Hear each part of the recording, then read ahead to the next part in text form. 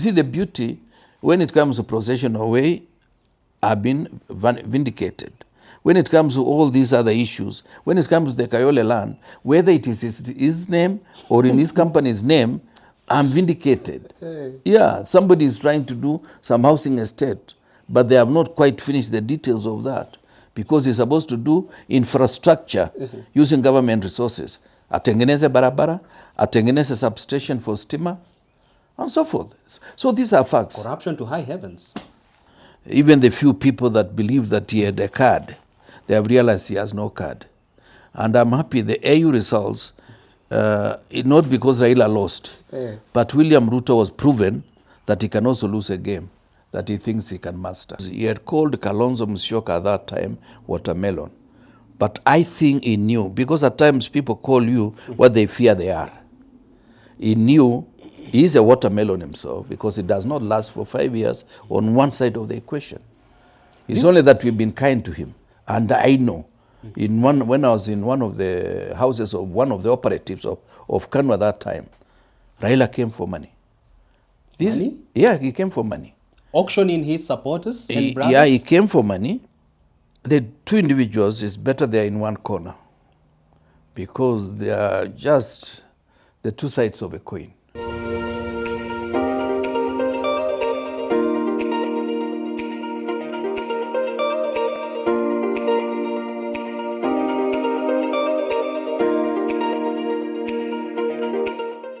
Glad to have you on Richard Mwenja Exclusive, your only point of call on matters political and governance analysis. I'm Richard Mwenja. Welcome on board, and today we have so much to discuss on and many subjects to bring home for you in the world of governance and politics. And today I have your favorite think tank. He's back on the program, former Minister Kipruto, Arab, Kirwa. Finally, I can have peace, Mheshimiwa. Hundreds of questions about your whereabouts. Many speculated that you had taken leave from active politics in the footsteps of Jimmy Kibaki. Others speculating that maybe you've been watching over your shoulder, you needed to hide from certain people. Tell us the reality. Where have you been, sir? Well, I've just been, first of all, thank you for this program. And also, I do appreciate that we were able to create impact at this corner of the Republic and also impart some knowledge and information on quite a spectrum of individuals in our society. As we have been, generally in town, or once in a while to Kitale, and so forth, trying to address some personal issues. Because some things cannot be done unless you take time off to make sure that you tie the loose ends. And as you get to our age, there are many things to be fixed. Those you owe money, those who owe you money. You need to remind them that so you're more of a debt collector out here. Yeah, well, what do you do when you have your money with somebody? You just remind them, as others remind you that you owe them some money, because you cannot be an island as an individual unless you are getting money from elsewhere, which is not legal. And so basically, and also missed the program. More so when there were a number of events taking place in Kenya and outside Kenya.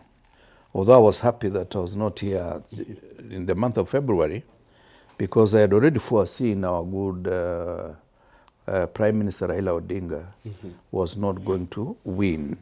And it is always not good to be at the avenger of bad news all the time. I wrote a letter to him, 2.5 pages, copy to Musalia Mudavadi, and also to Moses Wetangula, because jointly they could have done a better job. But of course, everybody wanted to do their bit of it. And it ended up being a project for people to get access to a certain amount of resources. It wasn't a show of patriotism that we are supporting our best candidate for the African Union Commission? It was just a business. It was a project. Because even Kenya had to pay for some countries the money they owe to the AU for them to qualify to vote. Yeah, and therefore, and other people might have also used that opportunity to make their interesting trips. Imagine the delegation that we had, almost 100 people or more. Your friends were there, Karen Nyamu, Senator Ledamo Lekina. Yeah, tell me, what were they going to do? Who are they going to influence? Morale booster to Raila Odinga, our candidate. At that stage, you don't need any moral support. You just need prayers. And the prayers were done here in Nairobi. They should have allowed the older man to go to Addis, try his luck. Remember, the Djibouti delegation comprised 4 people. And they got all the votes they wanted. Humility. Yeah, humility and also focus. Because it's not about visiting the country. It's about what is your relationship with your neighbors. You cannot be shouting at us every afternoon, and when you have a function, you expect us to come. We'll only come if you respect us, and if you have been coming to our events. So even quick pronouncements on the conflict in Sudan, in Congo, was the biggest undoing of President Ruto in the run-up to the AUC final vote. There were many mistakes. In fact, the DRC was one of the laws of Kenya, because the Tshisekedi knows Raila personally, but he didn't vote for us. Ramaphosa has known Raila for quite some time. He didn't vote for us. Mzee Museveni in Uganda did not even travel to AU. So ask yourself, when your neighbors don't want to associate with you, how do you expect other people? Apart from the fact that the other individual is over 20 years younger than Raila. He speaks 3 languages that are spoken in AU. And he is also has been Minister of Foreign Affairs for the last 20 years. This therefore tells you he has had a lot of interaction. And he was not showing his photos. Did you see any photo apart from the one which was released by the office of Musalia Mudavadi? You never saw him in any photo. And the information, Museveni told us that he had given him a cup of tea. And he told him he was coming to support Raila. He supported Raila, but he allowed Raila to roast alone. So, Waziri, we somewhat exported our political bad manners to Addis Ababa. And indeed, excesses of bad manners that we exported to Addis Ababa, and we got the beating that we deserved. Let's now look at how we're going to navigate going forward as a country.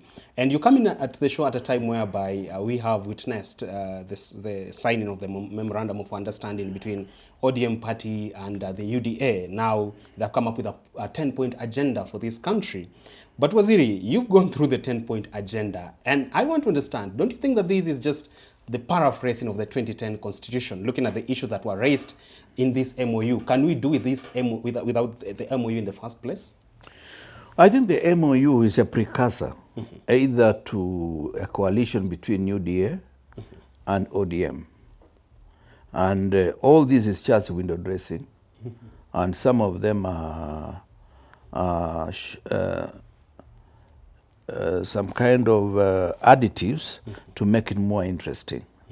Otherwise, when you look at it, most of those issues can be resolved without necessarily having to sign an MOU, because they are provided for. If it is inclusivity, provided for in the Constitution. If it is the issue of national diversity, it's provided for in the Constitution. This question of corruption. Issues of corruption. Those issues can be addressed without involving any other political entity, because the current regime swore to protect the Constitution. And if 80% of what you are saying is being protected by the current Constitution, yours is to implement. And there are 2 things: allow the systems to operate without let, also allow institutions to operate independently. The information that you get from Controller of Budget and Controller and Auditor General is supposed to guide you on what to do. If it's about external debt, if it's about domestic debt or debt portfolio in generality, that information is provided for by certain institutions of government. You don't need to do anything else. But the way I see it is that the 2 individuals, is better they're in one corner, because they are just the 2 sides of a coin. Remember, Raila and Ruto, in 2007, they were in the same party called ODM. And my suspicion is that there are 3 options. 1, they might merge the parties. 2, Ruto might dissolve UDA, knowing that those who support him in UDA, apart from those who have moved away because of the former deputy president, we'll still support him, whether he's in ODM or UDA. Then he might defect and become presidential candidate for ODM, so that he gets a captive constituency in ODM, because that's the only way they can get some semblance of support, especially in some parts of Nyanza, not all parts, some parts of Nyanza, and where ODM has been present throughout the country. But they are likely to lose Western, especially given the fact that when that arrangement was done, the Honorable Musalia Mudavadi and the Speaker of National Assembly, the Honorable Moses Wetangula, were absent. And as they say in normal English, if you are not at the table, then you are part of the menu. So we suspect Musalia and Moses Wetangula might be part of the menu. But the same Musalia and Wetangula have dismissed fears domiciled by people like you and saying, you're reading too much into the line. There's nothing to be scared of. We have embraced this merger, and we're going to work with the president to deliver his legacy. We've heard the same statements before. And for me, it's just to analyze the way I see it. I may be wrong, I may be right, but I don't see any serious engagement on the two individuals. They could be living in denial? They are living in denial, or they are just being courteous. They don't want to say what is really likely to befall them. Otherwise, they are in serious trouble politically. Waziri, following the pact between ODM and UDA, Kenyans have come out to express their rage over that particular pact. Do you think Kenyans are justified to be angry with Raila Odinga for going into this memorandum of understanding with William Ruto? And also, do you think it's an insult to Kenyans when you're talking about we need this MOU so that we can fix abductions issues in this country in the first place? You know, I think we just need to do a number of things. One is to accept that elections define who is in the opposition and who is in government. And that definition must be respected for the intervening period until you go for another election. Either you move out of government or you move into government. But when I did critical analysis of Raila's position, since he came to parliament in 1992, he has never stayed on the same side for 5 years. Because I remember in 1992, when his late father passed on, they had a tussle with the late Kijana Wamalwa. And when things did not work his way, he started another party, NDP. And that party was largely supported by KANU, because some of the KANU candidates, the KANU candidate who was presented by KANU, Fred Amayo, was in the middle of the race, frustrated. And I know, when I was in one of the houses of one of the operatives of KANU at that time, Raila came for money. Money? Yeah, he came for money. Auctioning his supporters and brothers? Yeah, he came for money to fight the by-election. Somewhere in not Lavington, it's Mudangari. Yes, he came, they went as if they were going to discuss a swimming pool, then the money was passed and he went. You know, I speak about what I saw, not what I had. So, between then, by the end of that term, he was preparing now to do the 97 arrangement, where he started as cooperation with KANU, and eventually he became a minister between 97 and 2002. So he didn't last. Then he joined us towards the 11th hour, the Kibaki Tosha scenario. And we were together in government, and he never lasted for the full term. He went away during the referendum, therefore he broke that promise. It never lasted for 5 years on one side of the equation. Between 2007 and 2013, that is the Grand Coalition, Nusumukate. It's only 2013 and 2017 that he stayed out for the entire period of 5 years. 2017, 2022, handshake. 2022 up till now, the broad coalition. So you can see, since he joined politics in 1992, it is only one period, 2013, 2017, that he stayed out for 5 years. Otherwise, even when we were together in government, he ran out of government. So it is a phenomenon that I'm getting worried because he had called Kalonzo Musyoka at that time watermelon. But I think he knew, because at times people call you what they fear they are. He knew he's a watermelon himself, because it does not last for 5 years on one side of the equation. It's only that we've been kind to him. This time round, he says he's gone into this MOU after thorough consultations with Kenyans across the country. Probably you are not consulted, maybe you're out of town, but don't you think it's justified to get into this MOU? Because he said, I've done this because of the people. I've talked to the people on the ground. Do you think indeed he's here because of the consultations and the voice of the people on the ground? Remember, the last station that he visited was in Kisii, where his own senator was not there, and several MPs in his party. And the same Kisii that visited Mayhem, ostensibly sponsored by the Honorable Senator Richard Onyonka, yeah. which is not the case. Kibagendi. And the Honorable Kibagendi. You know, these are some of the things that I call them excuses than reasons. They are not reasons really for him to have said, for anybody to have sponsored that mayhem. But it was a good testimony for him to realize not everybody is happy with what he's doing. You see, Richard, fundamentally as a nation, Sure. we should be able to stay for 5 years when you lose elections in the opposition.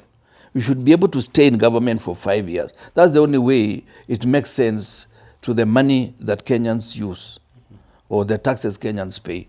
Otherwise, these movements, this is a sign that there is likely to be a lot of confusion, and where there is confusion, it breeds corruption. But don't you think maybe Raila's hands were tied when President Ruto approached him and say, my ship is sinking, loan me expatriates, loan me your expertise on this and that area? Don't you think that's a reason enough for them to work together? You know, we can support the government without being in government. Oh. Yeah, you can support the government without necessarily being in government. You know, this is what I call political bad manners at its worst.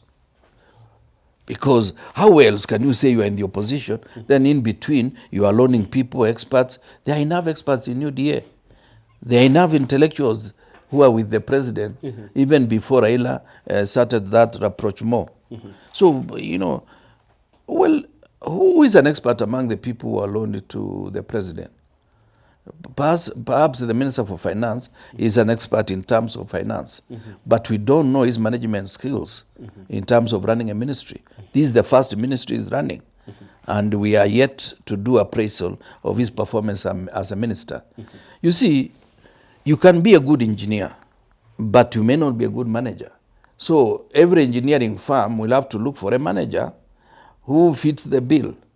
So you may have the necessary qualifications, but you don't have what we call emotional intelligence that allows you to scan around the environment and realize your weaknesses, and with your weaknesses integrate the totality of the human resource that you have in that ministry. Running a ministry is not about technical capacity. It has slightly more than that.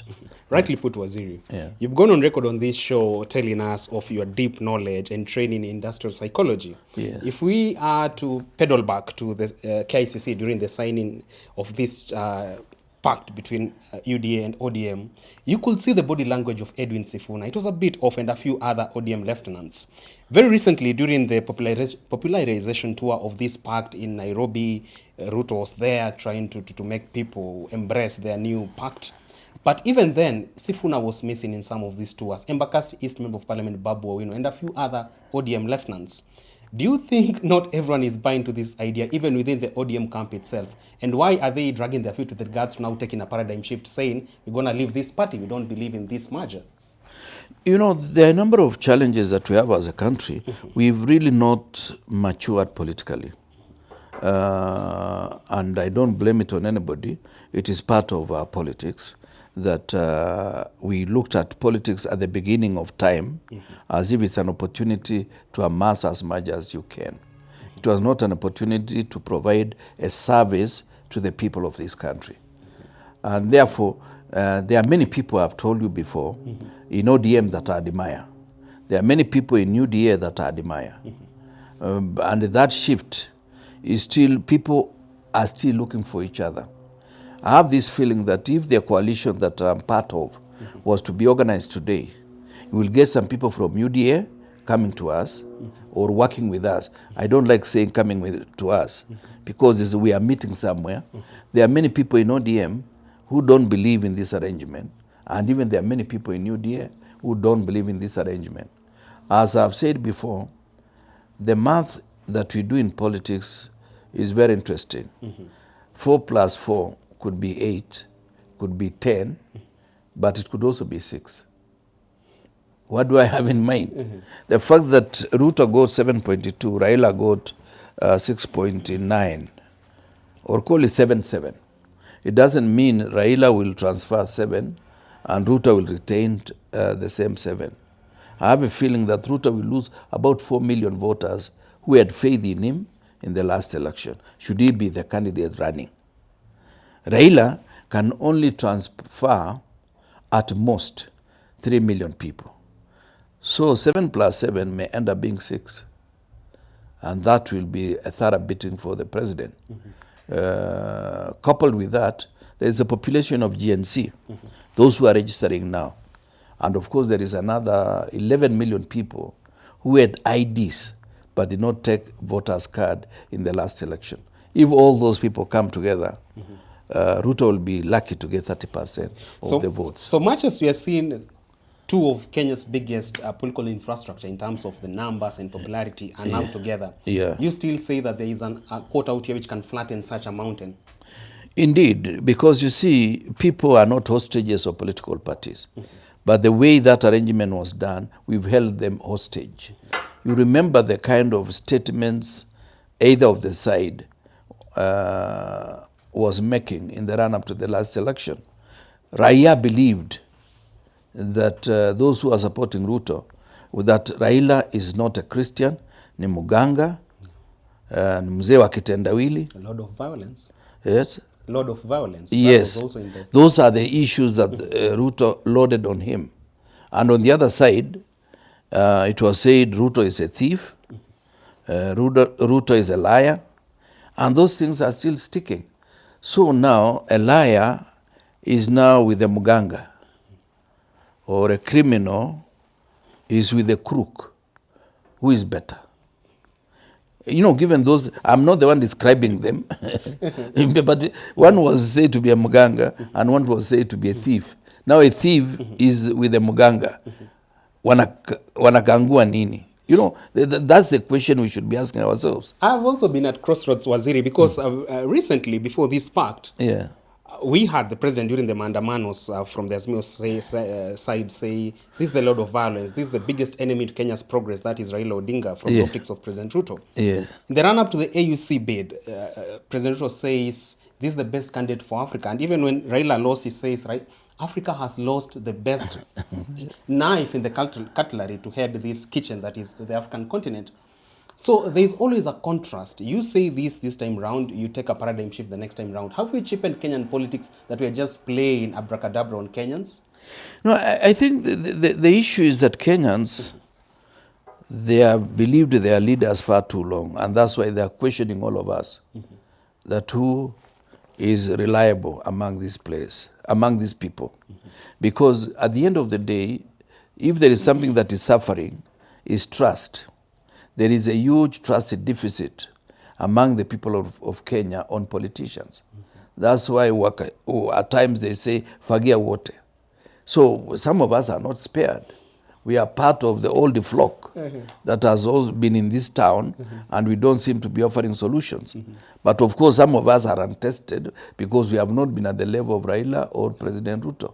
You are now suffering collateral damage. I'm suffering collateral damage because I happen to have been in parliament with the two individuals.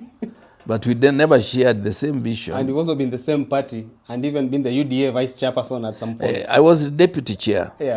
But the fact that I ran away at the nick of time exonerates me, because when I saw people like Martha Karua on the other side, and all the Dr. Mukisa Kitui, and all the good friends I knew in Kibaki 1, I said I belong to that team. And now you've paid the ultimate sacrifice. You are jobless. No. Without a flag on your car, without a Cheska, without state privileges. No, I don't think. I think at our age, we have to learn to make do with the situation. So even if the side that I'm supporting wins next election, I will not be keen to be anything. Yeah, because you see, at times, I'll not be keen to be anything. I can just remain the way I am. I've been out of government for the last 15 years. I can afford another 15 years outside government. You can? Yes, and I will be almost 87 or 85. Yeah, so what's the issue? Yeah. Fair enough. For me, I think we need to build foundation for institutions to take charge of operations instead of individuals. Because at times we spend so much time relying on individuals when institutions can do what we expect to be done in this country. Yeah. Moving on swiftly, Waziri, former Member of Parliament for Mosop constituency, Honorable Vincent Kipkurui, has come forward and revealed of the many times Raila bolted out of such pacts at the 11th hour, talking about how Raila betrayed Simeon Nyachai and Moi in the run-up to the 2002 elections, which you were there, and you were at the center of the NAC campaigns during that time. And he speculates that even this time around, if Ruto is not careful, at the 11th hour, Raila is going to decamp him, go back to ODM, run for presidency or support another coalition in exchange for money. That is the concern from Vincent Kipkurui. Having been there during the run-up to the 2022 elections, do you think Raila can make such compromises at the altar of money, betraying brothers and supporters at the 11th hour? Well, I'm not an expert on Railaism, but what I know about him is that anything is possible.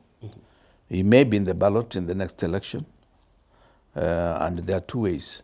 He may run his own show, or if President Ruto realizes he's losing, he may front Raila as the candidate, and himself cools off for 5 years, comes in as a prime cabinet secretary to prepare for 2032. That is a possibility. You know, it's good you record some of these things. That's another possibility. President Ruto could go and then come back for 2032? Yes, he will do a Trump on you. He will tell Raila, just say one term. Then Raila says one term. Then he comes back 2032. But the president has come on record and saying he is not interested in a second term. He's interested in delivering to Kenyans within the first term in office, that his development scorecard will earn him a second term without campaigning or even asking for it. You and I have agreed that generally he lies. And this could be one of the lies. So don't believe. You know, there was a clip that I was sent by somebody saying that we must make sure we create a culture of discipline where the opposition can support government from the opposition benches. And I shall never have issues of compromise that I bring the opposition to government. What is he doing now? Talking about lies, Waziri. Yeah. The other day, the Auditor General has brought forth financial impropriety within public service. Yes. And the president said his main duty will be to fight graft in this country. Within the first 100 days in office, we shall see high-level graft prosecution in this country. Corruption will remain a strange word in Kenya under his administration. If we look at the misappropriation of billions of taxpayers' money, and also questions on systems that are failing under the president's pet agendas for his administration, do you think Auditor General Nancy Gathungu and her counterpart Margaret Nyakango, control of budget, have done us an impressive job in bringing to forth this can of worms? And also from the side of government, they say this is just politicization of audit reports to settle political scores. That is the concern of Eden Duale. On the other hand, George Kaluma says we are witnessing the most incompetent Auditor General in Kenya's history. How do you measure this government's fight against graft and also the concern about the two offices, Auditor General's office and the Control of Budget's office?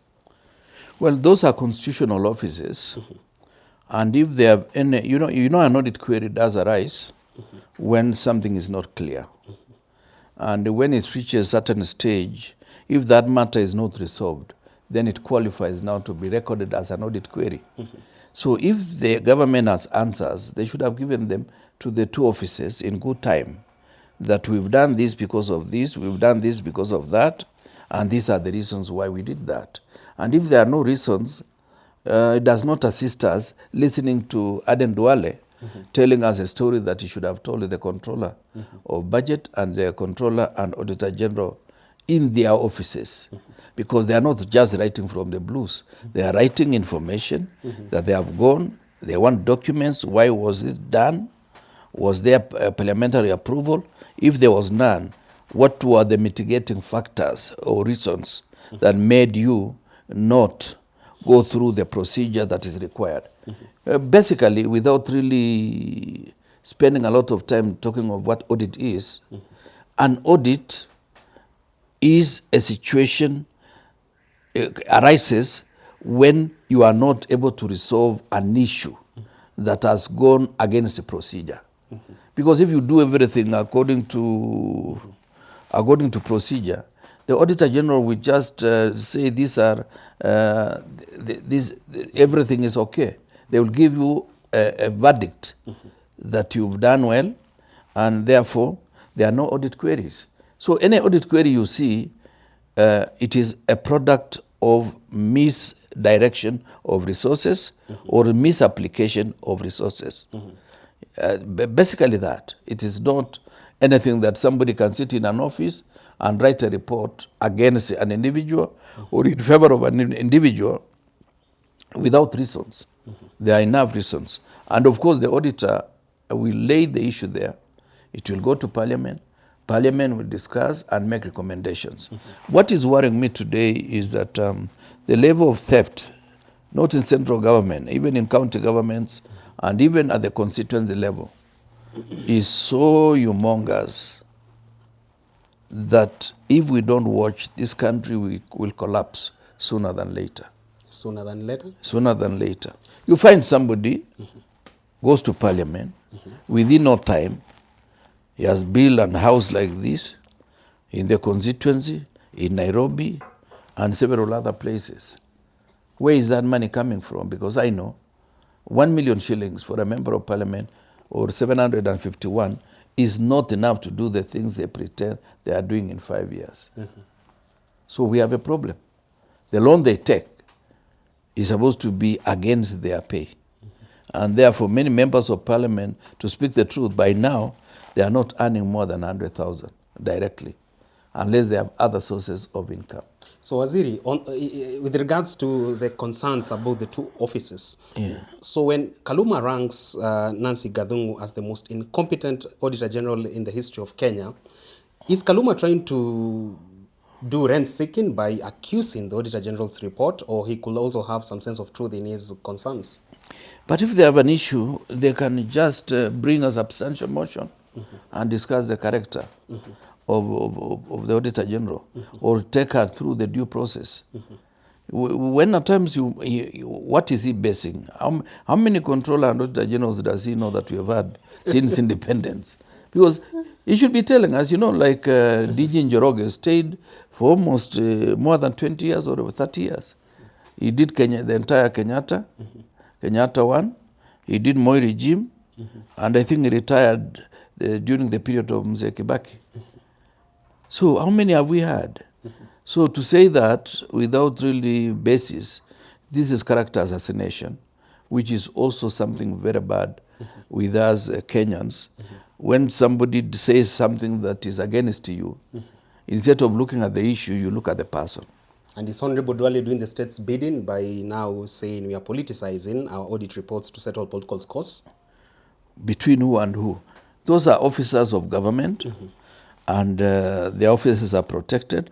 And if there is something that is improper that they have done, they should go through the due process. Waziri, you sitting across this table, and if you were to make a report today, would you say that the nation owes it to these two ladies, Madam Nancy Gathungu and her counterpart Margaret Nyakango, control of budget? The level of vilification they have suffered, we owe an apology to them. Because you see people, I would expect somebody like Ishungwa, or the person who has taken over from Ndindi Nyoro, if it has been taken away, to tell us these are not factual. There is a problem here and there and there.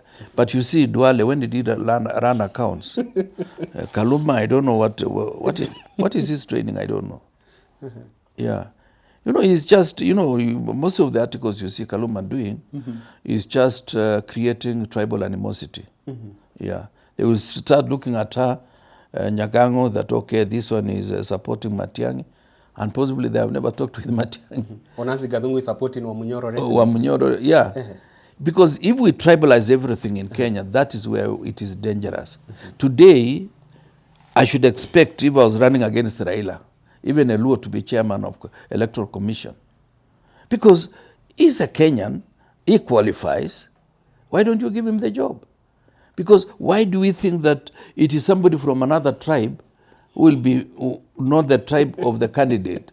So shall we be changing chairman of Electoral Commission on the basis of who is running? This is something that I get worried about, because we are talking tribal every day.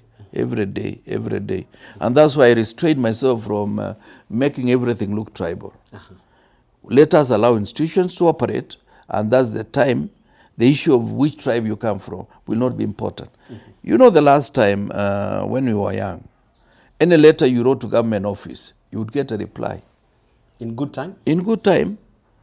In good time. Even a villager from Trans Nzoia writing to the head of public service, you will be given appropriate answer that we have noted the content. You know, they appreciate first that you've written to this. Not in a condescending tone whatsoever. We've written the contents of your letter, and we will advise you as follows. If it is you are requesting for a job, they say, we have noted your qualifications and so forth and so forth. We'll revert back to you should the opportunity arise. Hakuna kuambiwa hapa tupeani kazi? Hiyo haikuwepo. And that was even colonial government. They used to write letters. Somebody writing a letter that they realize attracts some serious attention, they will give it the necessary attention, because that is why we call it is a public office. Public means it belongs to all of us. Yeah. Public office means you and everybody else. That is your office. Second, finally, Waziri. Yeah. Skeptics to your argument about Raila Odinga losing grip of his political bastions would say that Kirwa is not understanding Kenya's political chessboard, where Raila Odinga has always been the grand master, always morphing into a bigger animal anytime failure comes his way. Do you think this time round Raila Odinga still stands a chance to reincarnate himself into a bigger political animal that can check any other competitor out there? Well, I've said you do not write an obituary of a politician when he's still alive. I'm not writing of Raila, but I'm saying he's actually in the worst corner politically that he has ever faced. In fact, from that corner, he's lucky to walk out of it straight. Otherwise, the odds are against him. Even the few people that believe that he had a card, they have realized he has no card. And I'm happy the AU results, not because Raila lost, but William Ruto was proven that he can also lose a game that he thinks he can master. Can be beaten at his own game. He was beaten at his own game. Because, you know, you cannot just be fighting your neighbors all over, and then when you have a function, but he had spoken to Macron, President Macron. That was even something wrong. You know, if he was advised diplomatically, the African continent, they passed a resolution in AU, I can't remember which year, that African problems should be given African solutions. Such that the problem in Somalia, IGAD, was the midwife through which that issue is being resolved, even up to now. The problem in DRC, SADC, is the midwife of that particular problem. East Africa is involved in the person of Uhuru Kenyatta as somebody trying to resolve through negotiations on how some of those things should be done. We believe that any international interference with our issues is what escalates the issues to a level that Africa is not able to resolve their own problems. Why? These countries are not honest arbiters. They have their own interest, especially the French, the Americans, the British, the Germans, and all these people. That's why they have bases within the region. Yeah. In Djibouti, there are, I think, about 7 bases. That of France, Japan, America, Britain, and many others. So I feel the president does not get good advice. I don't know who is foreign affairs advisor. because some of those things are known by students of basic international relations. Basic international Yeah, I would easily advise him on that. And that's why I've been advising him. But you don't have a PhD. You don't qualify to advise him. He said that straight the other day. But I have 2 masters, he has only 1. And I'm a PhD student. Hey. Yeah, so wachana. Hey, Yeah. utapata PhD yako soon enough. Nitapata. And you can now credibly talk about livestock vaccination. No. The issue is livestock and foreign relations has nothing to do with I have experience in terms of foreign relations, and I have my master's degree in foreign international studies. So you cannot try to know better than I do when it comes to that field. And issues of management, leadership, we've done that, both in theory and in practice. With or without a PhD? With or without a PhD. Moi did not have a PhD. Kibaki did not have a PhD. Kenyatta did not have. Uhuru did not have. Winston Churchill was Form 2. And he was the greatest prime minister of Britain, often quoted by scholars. Yeah. And he was a Form 2 dropout. But he delivered? He delivered because leadership is different from academia. You know, that's why even this theory of making sure that every university is led by a professor. Yeah. And it could be a professor of medicine, a professor of anthropology, nothing to do with management. What we should be doing for our public universities, get a manager who is qualified and has the requisite capacity to run an institution. That is what is bedeviling our universities all over the country. Why don't you ask yourself, private universities are doing better than us, those in the public universities. What is it? Lack of political interference on the private universities, lack of inefficiency in the private universities because they go for the best. But we interfere with our own universities and you talk about professor of something. You know, even a professor of law does not know all the rules of the game in terms of management. When you are dealing with human beings, they are more complex. Than just a certificate. Yeah, no, it's not about certificates. Finally, Waziri, let's talk a bit about the president's generosity. Well, let's call it that way before I get to your view on that. Yes. The president recently donated at least 20 million Kenya shillings to Jesus Winners Chapel here in Roysambu and made a similar donation in another part of this country. And it's not the first time that the president is donating millions of shillings to the church in Kenya. The president says those who are fighting these donations are enemies of the church. And as the president, I'm going to support the church in Kenya infrastructurally and in whatever way possible. So now, looking at the quantum, the magnitude of his donation to Jesus Winners Chapel and a few other churches in Kenya, are you going to question the generosity of President William Ruto, or you believe he's justified to donate as much to the church as he wants? Well, I'm not questioning the generosity because you see, somebody is as generous as to the extent he can release the resources. You remember, I think there is a story in the Bible of people going to church and donating. And I think at some stage, Jesus pointed at a poor lady. You know, I don't read the Bible every day. Pointed to a poor lady in the crowd who donated a certain amount of money. And he said she has donated the greatest because she has given all that she had. She has given all that she had. So if Ruto is giving us 20 million, is that being generous? Then we lose 20 billion in a Adani deal or more. Is it part of the Adani deal? So we are not questioning his generosity. We are questioning the source of funding. His allies say it's from his own private individual coffers. Well, I think those individual coffers have been lined with public resources. It cannot be, even the richest of individuals, even the richest of individuals in this country who own banks, they cannot be donating that kind of money every day. How about donating public land, now KDF land, for the expansion of the church and development of the church? As the commander-in-chief of the defense forces, does he have the free will to do such? Kibaki never did that. Uhuru Kenyatta never did so. Moi and even Kenyatta won. Well, I don't know, because you see, I think our current president is operating on his own plane.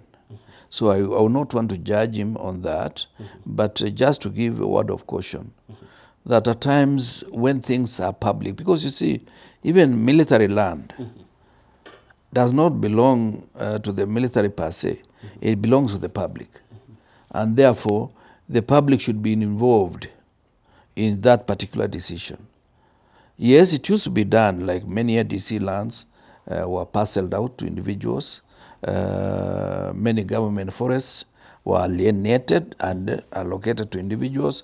But I thought that is the impunity we are trying to cure by the time we brought the Dung 1 report dealing with issues of grabbed assets, where some of those assets were returned.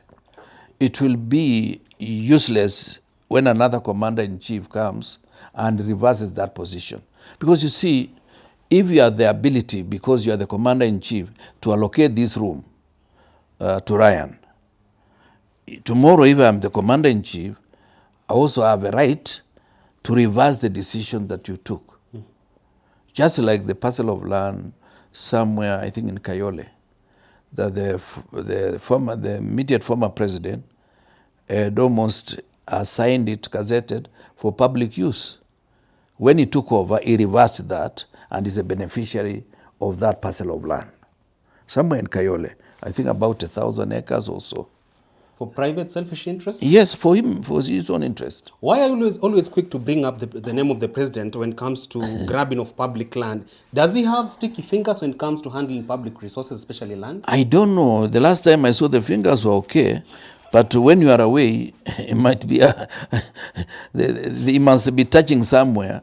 And when he sees any public institution, he goes for it. Because you see, you cannot understand. Waziri, you talked about processional way. You talked about Western Hotel. Now you're talking about Kayole land. Yes. And you're saying that probably there's scheming for the KDF land not to go to the church, but to revert back to the president.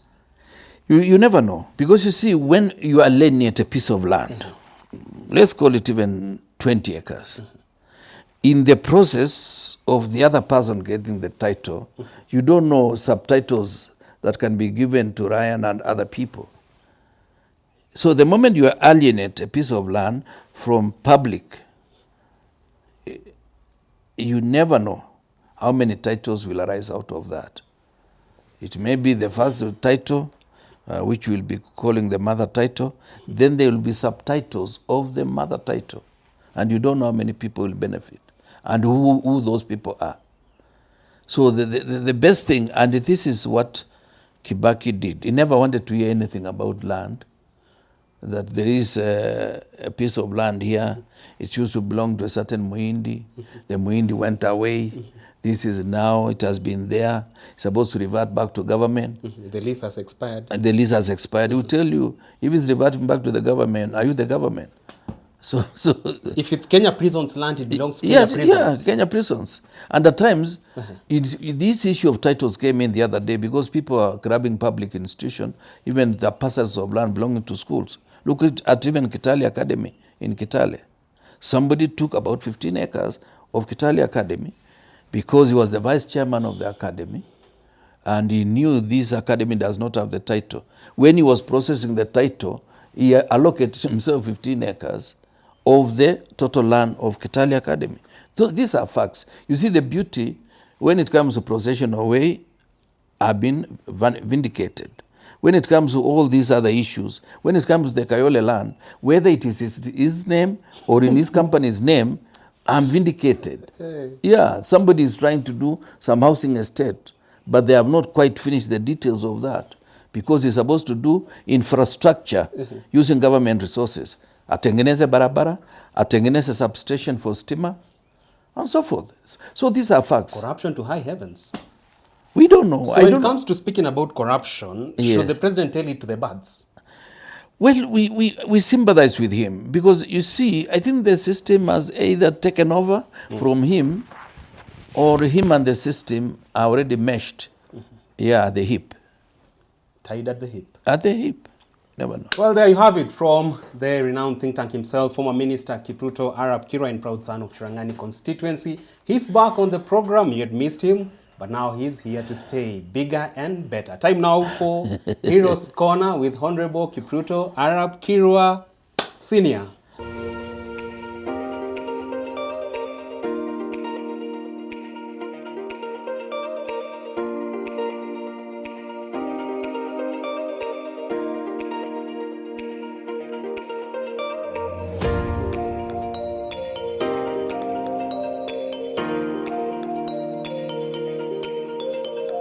Who is our hero today? Well, it will be good, now that you are talking about military land, it will be good just to remind you about one person who, from funny corners of this republic, managed to scale the ladder up to the top of the military. General Dauti Chepkonga Tonje. Daudi Tonje. Dauti Tonje. You remember the Tonje rules? Yeah, sure. Yeah. Come on, you and I know that I've been born in a military family. Yes. And I know General Tonje. Yeah, you know him, and he excelled by accepting to create a system. Whatever you call Tonje rules, is actually they are not his rules, but he midwifed the process of creating those rules, that when you serve for a certain period and you have not acquired certain grade, you exceed the service. And even if you are at the apex of the service and you serve at the top for a certain period, either out of age or out of the period you are supposed to serve, you exceed the service. And he himself became the example of the rules that he made, because they suggested to him that you can still stay on by President Moi. He said, no, I cannot make these rules and become a beneficiary of breaking them. Just like Nyerere and Mandela, no, thank you, my time is up. My time is up, I have to go home. There are many other people. And that is how you are supposed to create in any organization, so that there is effective succession plan. You don't talk of tribes, you talk of the performance of individuals who pervade this particular atmosphere. So Daudi Tonje retired, I think in 1990 what? I can't remember. But now he's at home in Baringo. Still in town. Still in town. Aging gracefully? Gracefully, and he looks more energetic than us. Oh, really? Yes. I'm told that he is the general who dignified the men and women serving in our KDF. Yes, and made people realize that it is nice to be a soldier.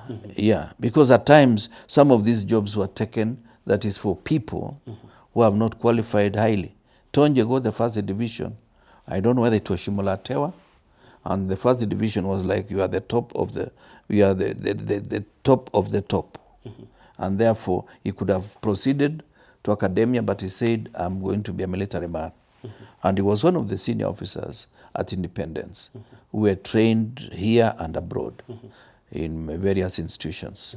Yeah, and he served with dedication and diligence and exemplary character in terms of performance and delivery of services. Yeah. So did you get probably a chance to meet with Daudi Tonje one-on-one, just having a personal conversation in your time as an MP, minister, and even thereafter? He's my neighbor in Kitale. Oh, really? Yeah, although he has another home in Baringo. But yeah, that the president the other day was mentioning that he donated that piece of land to set up a school. He has a home in Kitale, and of course we had a chance to work together. Remember when he retired, he was made chairman of HCDA, an institution which I took over as a Minister for Agriculture. So I had a chance to meet him. Yes. The president heaped lots of praises on General Tonje during the burial ceremony of Baringo Senator. And I want to understand, does the president have the moral high ground to even hold the candle for Daudi Tonje? Well, I don't know, because you see, the president is very versatile. When it is convenient, he has also to survive. So some of these funerals he's attending is an extension of his campaign rallies. Not to mourn with the bereaved? Well, genuinely so? Well, it could be genuine with Chabukati, but some of the other individuals, I do not know. Because we usually say, Waziri, if you have no capacity, if I suspect you could not have attended my funeral, I have no reason to attend yours. There you have it. Yeah. Thank you so much for your insights, Waziri. Yeah. Coming back with this energy and vigor to go bare knuckles on the president at the heels in our government. When will you calm down and just take a back row seat and watch things unfold? You know, it is tempting to say something, because once you say it, you feel you have abdicated yourself from the mess. But when you keep quiet, when the day of reckoning comes, God himself will say, Kirwa, you saw this happen, but you never said no. So you can commit sins either by omission or by commission. But you seem to be a good student of former DP Rigathi Gachagua, exposing the rot and the ill by the day. He must be so proud of you. He does better than me because he was at the level of deputy president. For me, I'm just hearing from the corners of the street. Yeah. Well, there you have it. Thank you so much. Karibu. We are privileged to have your company back on the program and insights. Yes. We pray that you have longevity of life and good health. Thank you. All right, until we get to do this again, do enjoy the rest of your viewing. I'm at Mwenja Richard across my social media handles. Keep this conversation going beyond here.